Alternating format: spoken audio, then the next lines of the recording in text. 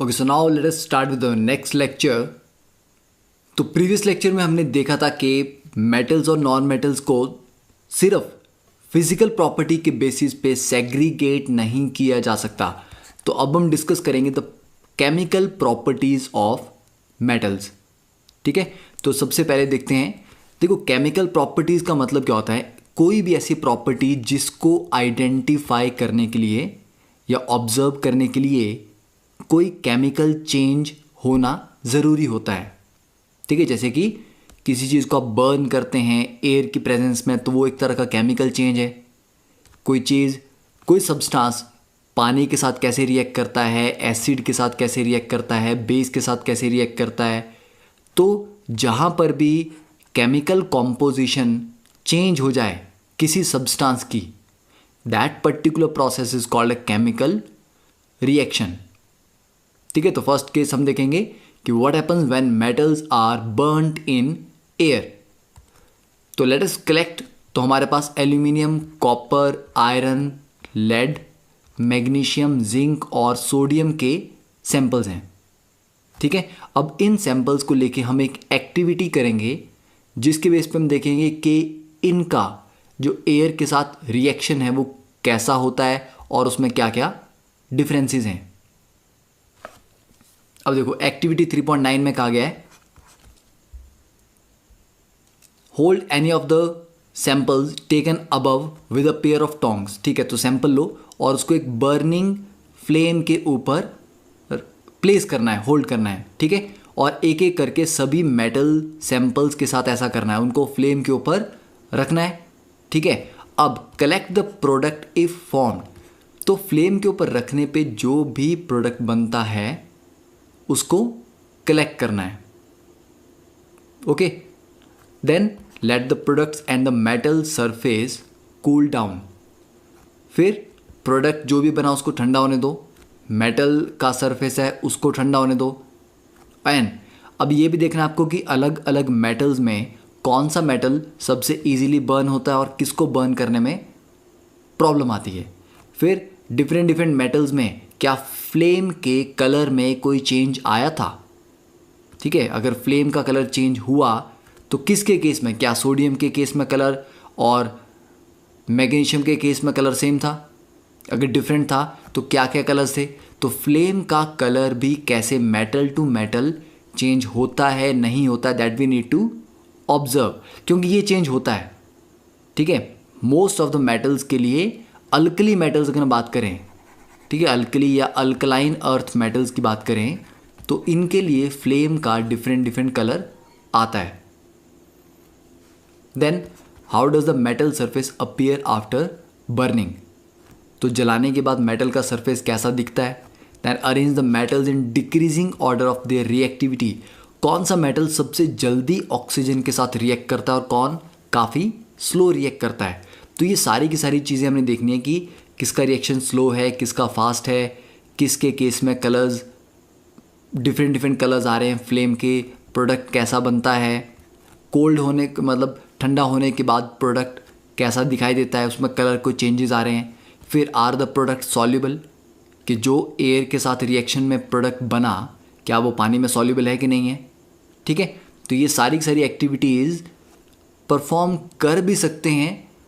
अब इनको जब हम रिएक्शन में भी रिप्रेजेंट करेंगे तो आपको ऑटोमेटिकली सब क्लियर हो जाएगा। तो हमारे पास मेटल था, O2 की प्रेजेंस में इसको बर्न करोगे तो ऑब्वियसली हमारे पास बनेगा मेटल ऑक्साइड। ठीक है, तो मेटल ऑक्सीजन के साथ बर्न करके मेटल ऑक्साइड बनाता है। फॉर एग्जाम्पल कॉपर का ऑक्सीजन से रिएक्शन होगा तो कॉपर ऑक्साइड।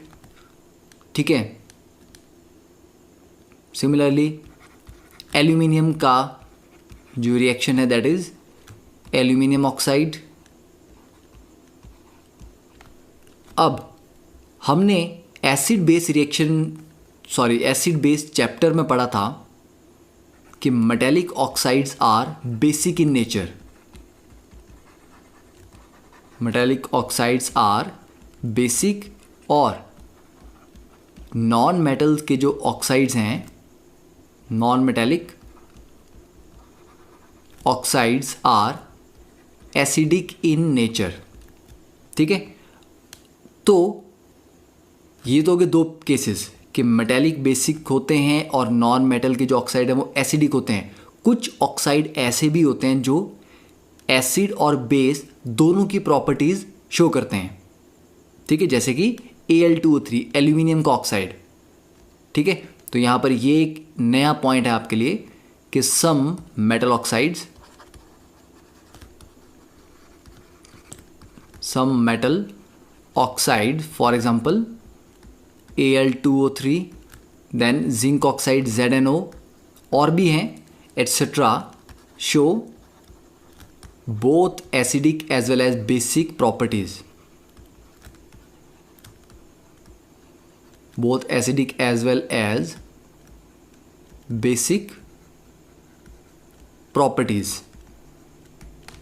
ठीक है, अब ये प्रॉपर्टीज हमें कैसे पता लगेंगी कि हाँ ये प्रॉपर्टीज शो करते हैं? इनके रिएक्शन से कि Al2O3 को अगर आप एसिड से रिएक्ट कराओ, ठीक है, Al2O3 को 6HCl से रिएक्ट कराएंगे तो ये रिएक्ट करके क्या बनाएगा?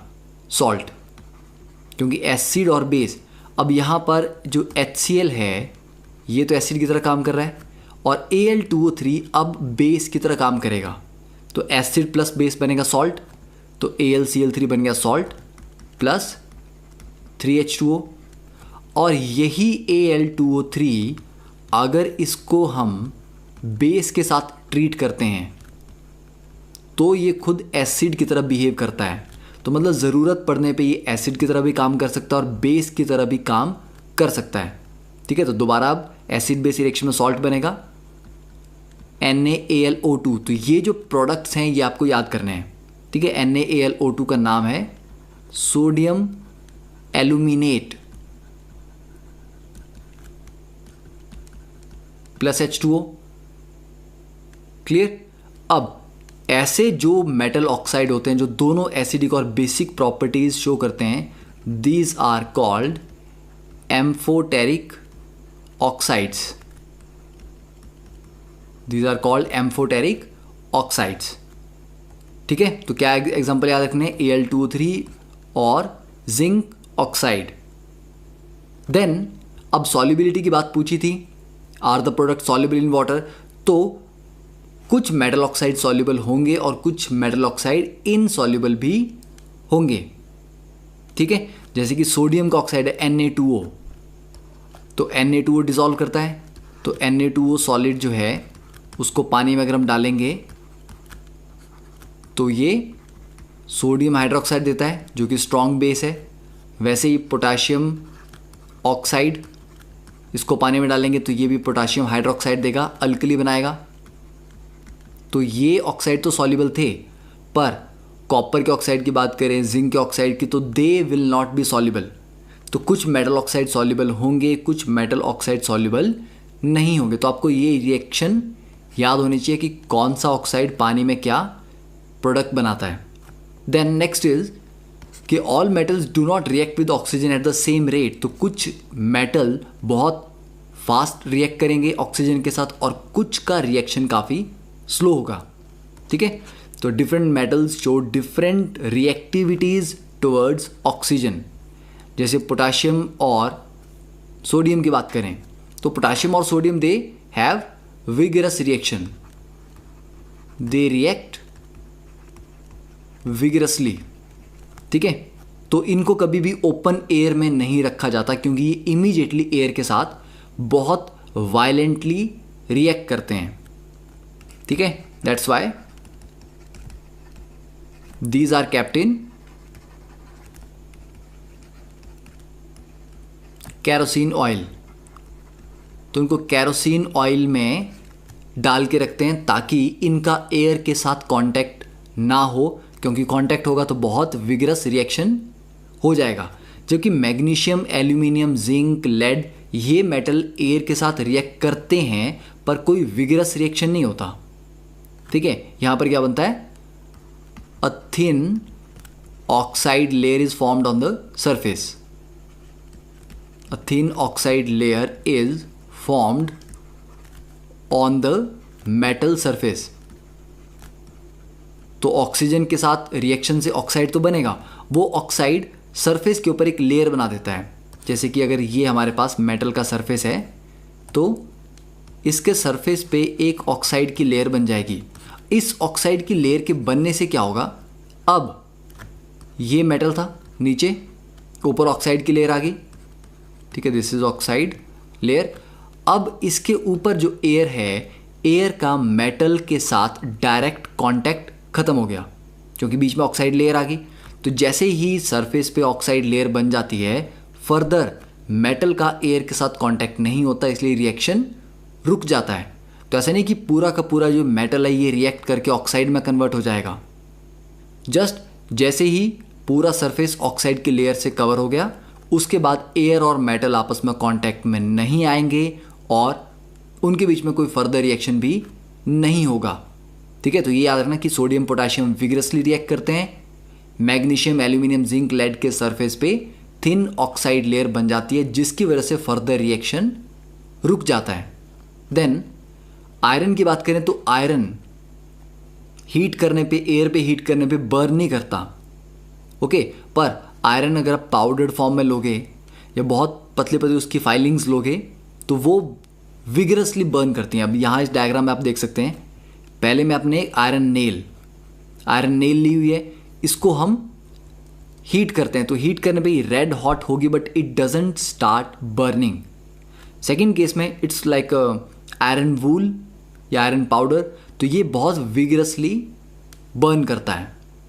तो मेटल किस फिजिकल कंडीशन में है, पाउडर फॉर्म में है या सॉलिड फॉर्म में है, ठीक है, उससे भी उसके रेट ऑफ रिएक्शन पे फर्क पड़ता है कि कितना फास्ट या कितना स्लो वो रिएक्ट करेगा। Than copper doesn't burn, copper भी बर्न नहीं करता बट द हॉट मेटल, पर कॉपर को अगर आप हीट करोगे एयर की प्रेजेंस में तो हॉट मेटल के सरफेस पे ब्लैक कॉपर ऑक्साइड की कोटिंग हो जाती है, ठीक है। देन सिल्वर और गोल्ड, इनका किसी भी टेम्परेचर पे, मतलब हाई टेम्परेचर पे भी ऑक्सीजन के साथ कोई रिएक्शन नहीं होता। तो इस तरह हम देख सकते हैं कि डिफरेंट मेटल्स अलग अलग तरह से एयर के साथ रिएक्ट करते हैं, ठीक है। तो इतना पार्ट क्लियर है। अब नेक्स्ट इज एनोडाइजिंग। कभी आपने देखा होगा कि आप जो कुकवेयर है घर पे कुकिंग के लिए यूज़ करते हैं बर्तन, उन पे लिखा होता है एनोडाइज्ड मेटल या एनोडाइज्ड एल्यूमिनियम कुकवेयर, ठीक है। तो एनोडाइजिंग क्या होता है? तो एनोडाइजिंग क्या है? एनोडाइजिंग एक प्रोसेस है जिससे हम एक थिक ऑक्साइड लेयर बनाते हैं मेटल के ऊपर। तो जैसे कि आप एल्यूमिनियम की बात कर रहे हैं, ठीक है, तो एल्यूमिनियम के सरफेस पे उसके ऑक्साइड Al2O3 की लेयर तो वैसे ही बन जाती है, पर अगर उस लेयर को थोड़ा और थिक करना हो, मोटा करना हो, ठीक है, क्यों करना है? क्योंकि वो Al2O3 बहुत हार्ड होता है। अगर इसकी लेयर थोड़ी मोटी होगी, थोड़ी थिक होगी, तो उसको आप कुकिंग के लिए यूज़ कर सकते हो, ठीक है, क्योंकि थिक लेयर पे एसिड का भी ज़्यादा इफेक्ट नहीं पड़ता, इस पर बेस का भी कोई खास इफेक्ट नहीं पड़ता, ठीक है। तो ये काफ़ी सेफ है कुकिंग के लिए या और हाई टेम्परेचर एप्लीकेशन में यूज़ करने के लिए। अगर इसके ऊपर थिक ऑक्साइड लेयर होगी तो क्या करते हैं एनोडाइजिंग में? ये एक इलेक्ट्रोलिटिक प्रोसेस है, ठीक है। तो during anodizing clean aluminium article लिया, आर्टिकल जैसे एल्यूमिनियम की शीट ले सकते हो, कोई ऑब्जेक्ट ले सकते हो, उसको एनोड बना दिया, ठीक है, यहाँ इस डायग्राम में। तो जो एनोड है दैट इज यहाँ पर एल्यूमिनियम है और इसको इलेक्ट्रोलाइज करते हैं डाइल्यूट सल्फ्यूरिक एसिड के साथ। मतलब ये जो इलेक्ट्रोलाइट है जो यहाँ पर सॉल्यूशन होगा, वो सॉल्यूशन कैसा होगा? एसिडिक होगा। एंड द ऑक्सीजन गैस, तो इस प्रोसेस में ऑक्सीजन गैस जनरेट होती है एनोड पे। तो एनोड कौन था? एनोड एल्यूमिनियम का है और एनोड पे ऑक्सीजन गैस जनरेट होती है, तो वो ऑक्सीजन इस एल्यूमिनियम के साथ रिएक्ट करके इसके सरफेस पे ऑक्साइड की लेयर बना देगी। तो वो थिक लेयर ऑफ ऑक्साइड जब बन जाती है दैट इज कॉल्ड एनोडाइजिंग। तो this is a thicker protective oxide layer. और इस ऑक्साइड लेयर को आप डिफरेंट कलर्स भी दे सकते हो, ठीक है। तो आपने देखा होगा कि एल्यूमिनियम की वाटर बॉटल्स आती हैं blue green different different colours की आती हैं, तो वो जो कलर्स हैं वो इस ऑक्साइड लेयर को डाई करने से मिलते हैं, तो उसे काफ़ी अट्रैक्टिव चीज़ें बनाई जा सकती हैं। तो दिस इज़ कॉल्ड एनोडाइजिंग।